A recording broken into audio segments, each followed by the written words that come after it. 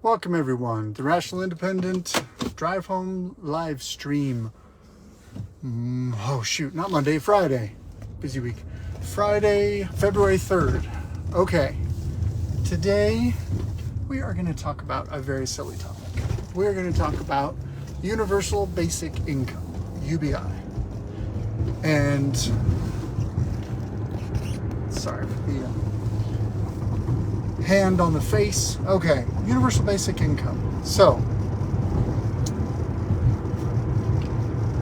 I think we can get away with this for a little bit. Before we dive into the topic, let's just kind of do a quick sum up of the week. It's been an interesting week so far. I hit a milestone, got my first comment, and it was not a flattering one. That's okay, because it makes content, and it's worth engaging. Part of the reason I'm doing this is to write content that provokes a conversation with people who don't necessarily agree with me. Because the simple truth is, it's really easy to preach to the choir. It's really easy to just talk to people who agree with you and ask them to give you money. But it accomplishes nothing. So, by striving for political independence, by striving for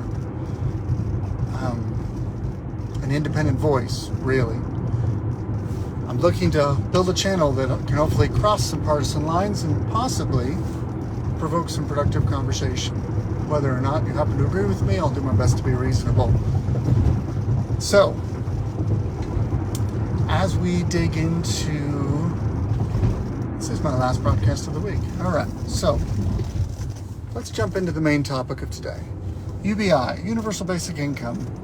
You guys might recall a couple of presidential elections ago, maybe the last one, there was a guy named Andrew Yang. And he had this crazy idea.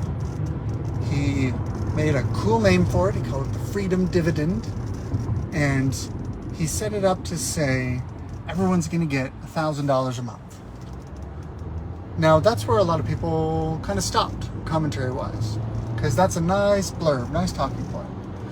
And his presentation actually had a little more nuance to that. And I'm not a fan of most of his politics, so we'll set that to the side for now. But we're going to focus specifically on this idea of universal basic income. And he was a proponent of it. His idea was, essentially, this is kind of how he paid for it, or would have paid for it. He said, listen, everyone gets $1,000 a month. I think it was every adult. I think it was 18 and up. And it replaced basically all of the other social welfare safety nets. Now, whether or not you could actually pass that, that's a whole other story. But as a theory, it's worth teasing out. So, Universal Basic Income as an idea basically says, we want to avoid people being so poor that they are suicidal, that they are self-destructive, that they are willing to be society destructive, that they want to just flip the board over. Jordan Peterson describes this really beautifully. He talks a lot about hierarchies. I've learned quite a bit from him. But if you think about it from an interesting perspective, and this is one of the things that caused me to shift away from just being a Republican. I'm sorry for the meandering path, but that's kind of what these live streams are for. If you think about society as a structured organization of human beings and interactions, and you can structure it any way you want. What's the ideal structure? Well, the ideal structure is not a flat, everyone has equal influence structure. Because some people are more effective, more productive, more efficient, more innovative, more talented, willing to work harder.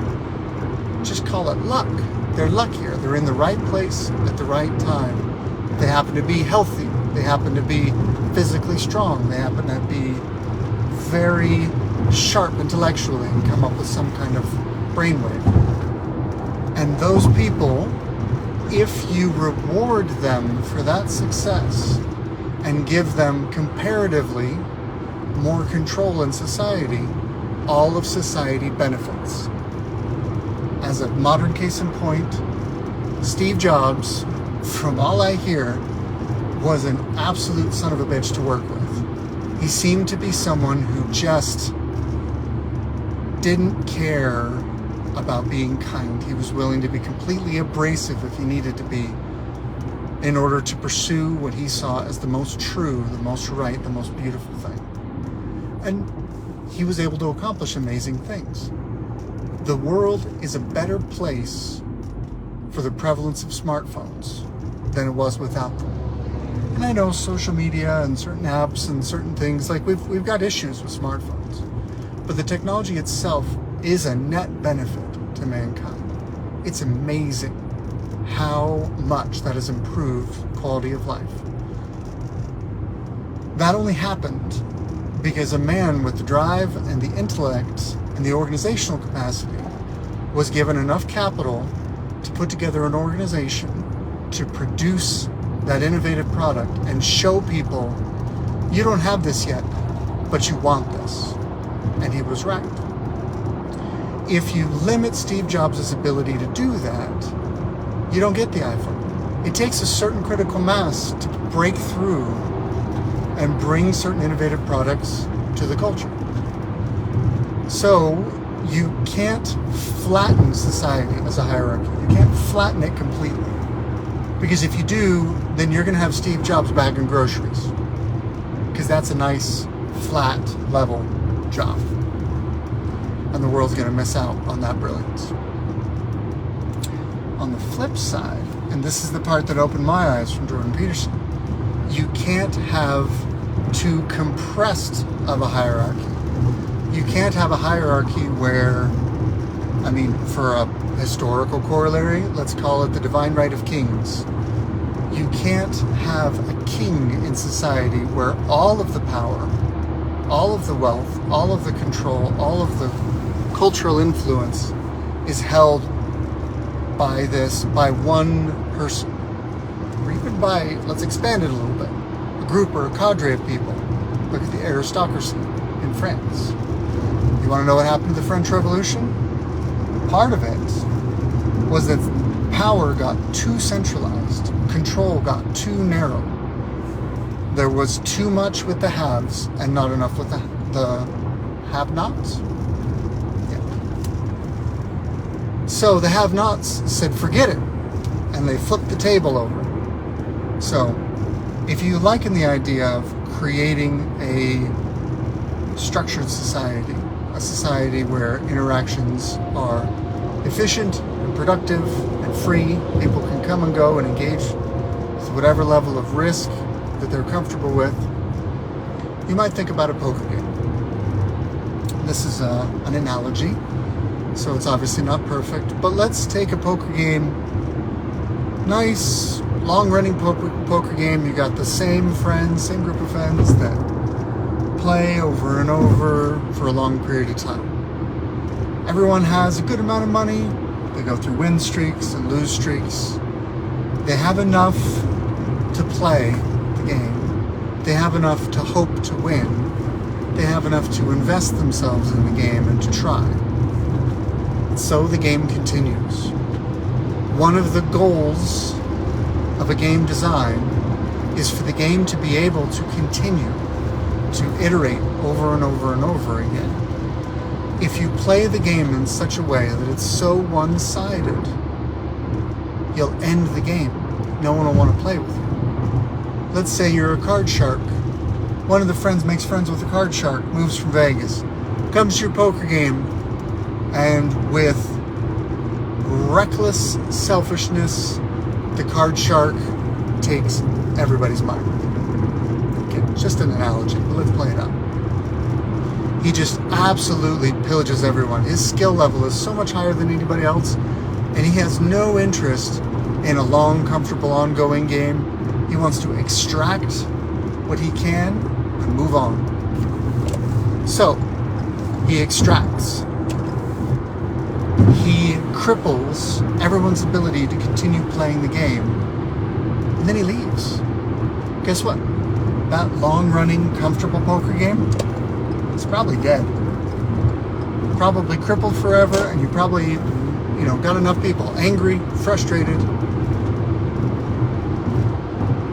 that it's just over. So, if you look at society and you get too extractive, you get too controlling, or just simply put, you end up with a society where a certain proportion, and this is where, again, Dr. Peterson makes a good point, we don't know what that proportion is, but a certain non-zero portion of the population is so broke and so hopeless and so destitute, so unable to see a way out of their troubles, that they say, forget this long-running game, I can't be part of it, I'm just going to flip the table. Forget it. We're going to make a new game. Maybe I'll end up on top. I have nothing to lose because I have nothing and no hope of gaining anything. That's where you get revolution. So, a just society needs to find a way to thread the needle between those two extremes. A perfectly flat society means everybody's broke. There's no other.